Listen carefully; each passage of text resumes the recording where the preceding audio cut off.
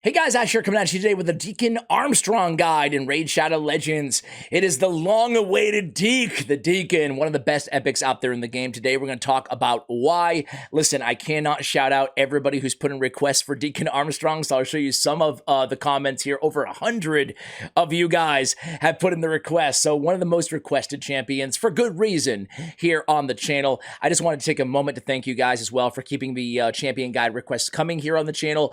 As you probably noticed, I try to go by your recommendations. Look at Peter Dunn here. He really wants some Deke. He really wants the Deke. Another comment by him as well. I try to go by your requests, the most requested champions, if I can. And today is finally, as I mentioned, the day. So let's go ahead and take a look at Deacon Armstrong.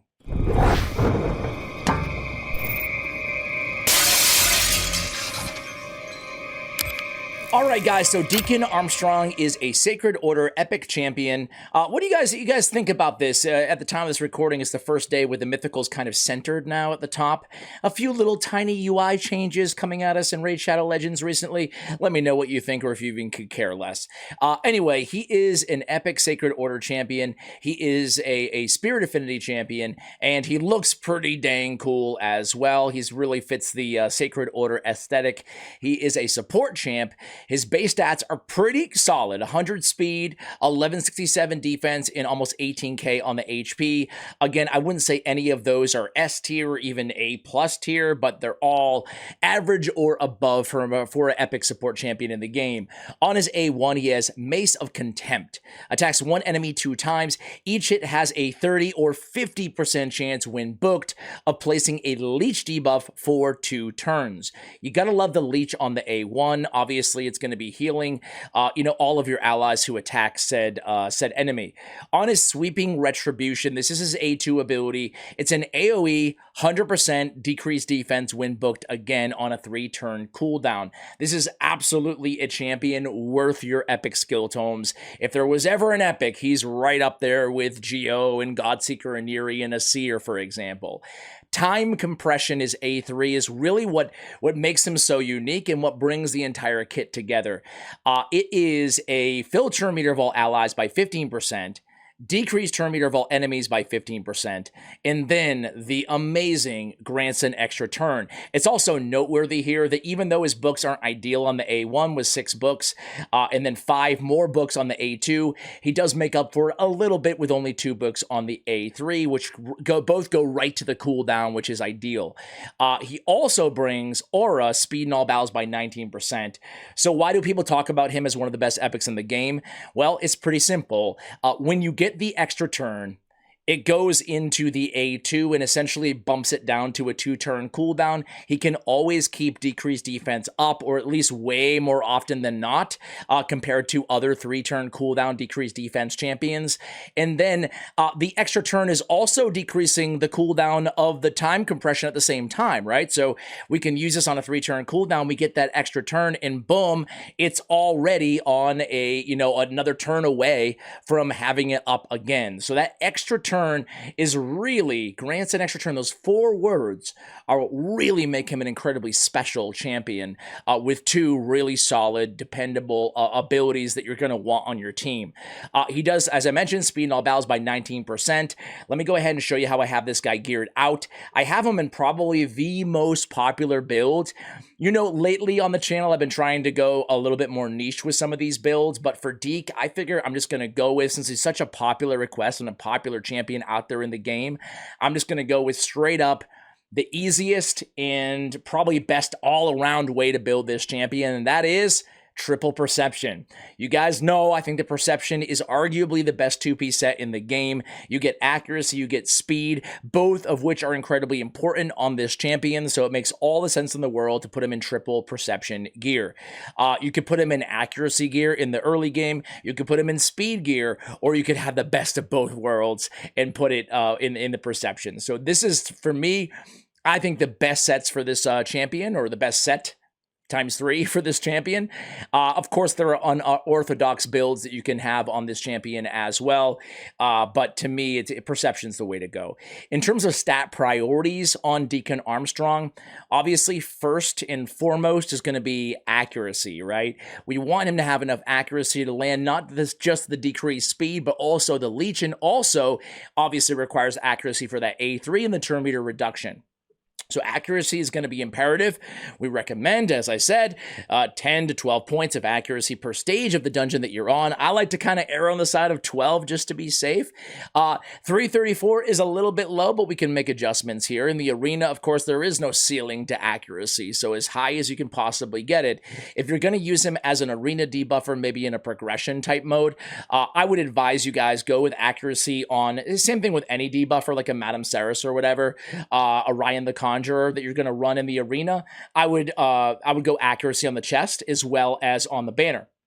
Now, aside from accuracy, we want speed on this champion because ideally we want our debuffer to be going first, to be the fastest on the team, or maybe the second fastest after the turn meter booster, or even the third fastest after the turn meter booster in the CC champion, right? So it depends on the complexion of the team that you're trying to build, but we do want him to go before, obviously, our nukers at the very least, right? And because he has that turn meter boost as well, he's probably going to be one of the faster champions on basically every team that you assemble around him. So speed is going to be important. I would say that's the second priority. After that, it's survivability, right? We want to make sure that he's always staying alive here. So we see him pictured as almost 4K on the defense, 50K on the HP. That's enough to get us by in most content in this game. Now, I would say one thing is I actually made an adjustment coming into this video. I took off his crit rate on his gauntlets and I put defense percentage instead. A, because I wanted to have him a little bit faster, and these are really good speed gauntlets here, 22 speed obviously with the glyph. But B, I wanted to prove the point that we want to prioritize, survivability on this champion. We don't want him to die. But if he's always staying alive, and this goes with most debuffers out there in the game, especially AoE ones, if he's already staying alive and he's not even close to dying on any of your runs, you can go crit rate on the gauntlets instead and try to get a little bit more damage out of this champion. So that all depends on where you are in the game and the team that you have and the gear that you have and all of those kind of factors.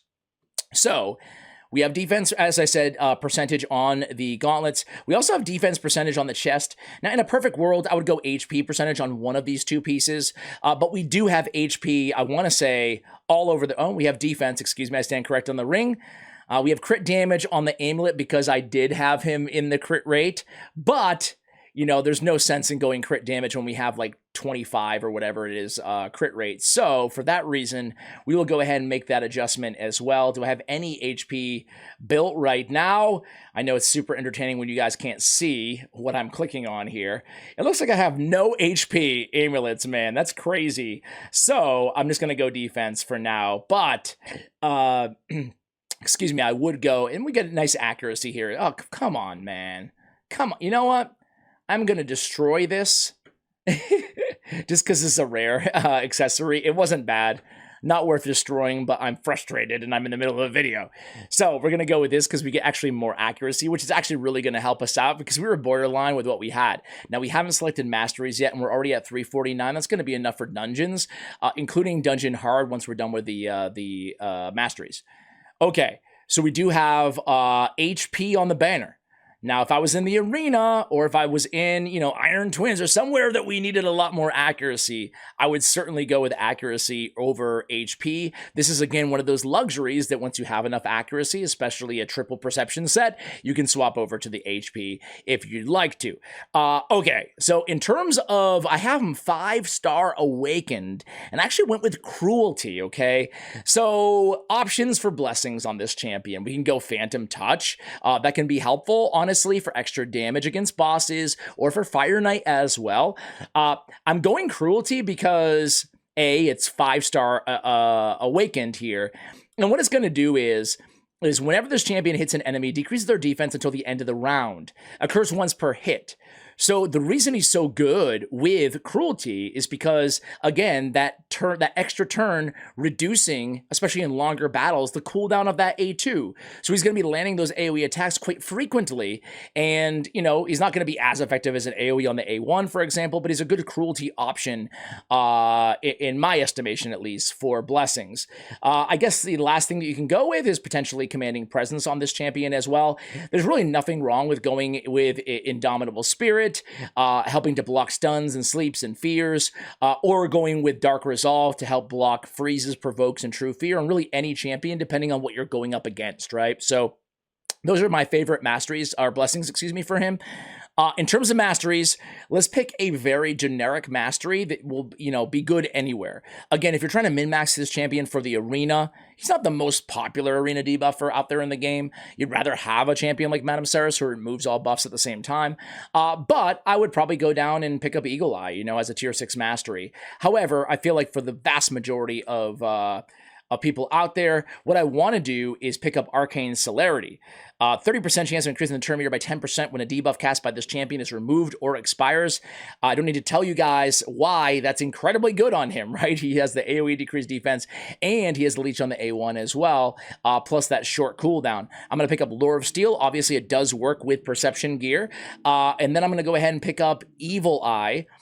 You could certainly go with Cycle of Magic if you wanted to as well. Instead, I should say. We definitely want to go Master Hexer because we'd love to extend that duration of that decreased defense so it's up even more often, right? It really helps cement his already existing strength. And then Sniper for the Leech on the A1, we're going to pick that up as well. So that's where we're going to end things on the support tree, at least for now. I will go with Crit Rate. You can go defense tree as well if you don't care about damage at all from this champion. Go defense tree, sure, why not, right? Get a little bit more survivability, maybe a little bit more resistance, defense, whatever. I would pick up Resurgent. Delayed Death is good. Obviously, Retribution is going to help you out as well, getting more leeches out. So that's the direction that I would go there. These are going to be our final masteries on Deacon Armstrong. Very happy with this build. I feel like it's a great all-around build, and it's not, rocket science when picking masteries for this champion. All right, guys, that is the entire build. We talked about his gear as well. Let's go ahead and try him out. Listen, it's not a Dark Fae rotation right now in Doom Tower, but Dark Fae, he's so good in Dark Fae. So you can see him here on a Doom Tower. I think this is Doom Tower 40 hard of Dark Fae, guys. And you can see he's great against Dark Fae, right? He's great against any boss that is susceptible to turn meter reduction, really. Not to mention, he's bringing the Leech, he's bringing the decreased defense, which is probably, or I want to say it's probably never going to fall off of Dark Fae here. This is an all-epic team. We have Allure, we have Archmage Helmet, we have Royal Guard, Deacon Armstrong, Royal Guard, and Flyja on this team. All of them are bringing turn meter control to the table, right? Which is really, really nice. So I really, really love this squad. And it just goes to show that him setting the table with the turn meter fill and the turn meter reduction of all the enemies is a great way to kill the mirror image of your own champions here, right? And then after that, the job is not done. That A3 is still going to come in handy. Moreover, we're going to be nice and healed. I mean, ideally, Dark Fae is not even doing damage because she's not taking a turn. But even with that A3, it's a little tiny mini Lysandra ability, right? With that Energize. So it's really nice to have. And hey, if you do need the heals, he's got you covered with the Leech. He's got 3 turn decreased defense, thanks to Master Hexer as well. He's just a great Dark Fae champion. But again, this applies to, any boss that's susceptible to turn meter, right? We already mentioned Fire Knight, especially with Phantom Touch on his A1, can be great there. Ice Golem also, you can use him there as well. You can use him as a debuffer in Spider. As a matter of fact, let's go ahead and take a look here at hellhades.com. Do they give, oh yes, multiplier on the A1 is a 1.8. On the A2, it's a 4 multiplier. His attack is low, though. I want to say it's around 800. So, it's not going to be a big damage dealer, but you can build him with a little crit rate for the reasons that we said earlier. He's a 4.5 overall grading. Very good for an epic, one of the best in the game. Look at his scores here, guys. Clan Boss, 5. Doom Tower Waves, 4.5. Spider, Fire Knight, Dragon, Ice Golem. We mentioned all of these. Amazing, Hard Mode Spider of 4, Doom Tower, Scarab King, Frost Spider, Eternal Dragon, Dark Fae, 5 in Dark Fae, Scarab King 4.5, Magma Dragon 4. I mean, you can use this dude everywhere. He has such a robust and versatile kit. He's a great champion, guys. Let me go ahead and pull the game up really quickly and just show you one Doom Tower run. Without having to watch an old video here, right? I think, what is it? Doom Tower, Secret Room 8, Doom Tower Hard? Yeah, is Epic Champions only. Let's take out Stag Knight, and let's use these, I mean, we could really throw anybody in here, honestly, but let's just roll with this squad, right? Very, very good stuff. So he goes in there again. He's going to AI into his A3. That's what he's going to lead up on unless you go in there and change things. I should mention, too, on that Dark Fae run, when we go in the team setup there, we want to make sure that he's not using his A3 nor his A2 on that second wave. Maybe you can get by with opening up with the A2, but you can go in on, obviously, the team setup and shut those abilities off. That way he's nice and fresh for the mirrored images of your own champions on that first kind of beginning of the Dark Fae engagement. So here we go. Second wave. Again, with crit rate on the gauntlets, he'll be doing a little bit of damage on top of it, but survivability always first, even on debuffers, right? With very few exceptions. We have plenty of damage on this team anyway, right? We got 3 great damage dealers on the squad and an ally attacker in Fat Man, Farrakhan the Fat. So here we go. One time I said Fat Man here on the channel, on my main channel, when talking about Farrakhan the Fat. And dude, like, somebody in the comments was super offended. I'm like, dude, his name is Farrakhan the Fat. What do you want me to call him? I can't call him Fat Man? Oh, you know how the internet is nowadays, right? Something will offend everybody. Like, his name is Farrakhan the Fat. Anyway, I digress. Don't want to get in that hot water again. But you can see we make quick work of this Doom Tower Secret Room 8 on hard.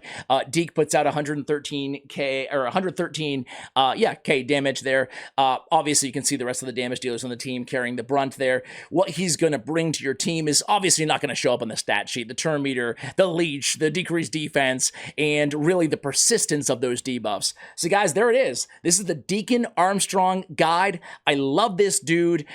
Hopefully you guys do too. Hopefully you've enjoyed this guide, and let me know where you use Deacon Armstrong as well. He's such an versatile, incredible champion. Again, one of the highest ranked on hellhades.com at 4.5 overall rating, and I absolutely agree. Invest 6-star and book with confidence. Thank you for watching, and as always, take care, guys.